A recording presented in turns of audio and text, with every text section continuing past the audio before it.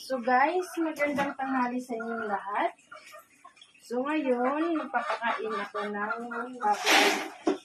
Kasi nga, para pa ng hulian niya.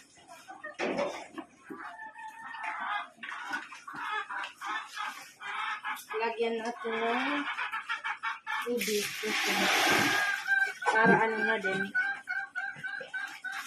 Diretso inom. Tapos papaliguan ko siya kasi mainit ngayon.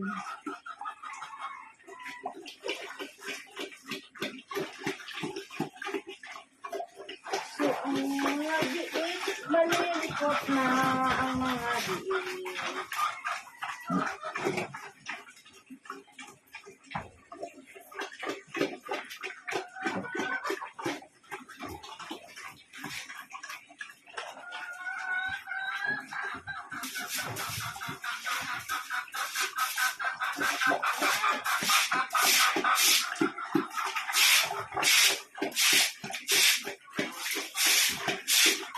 Linis tayo sa kulungan nila, guys.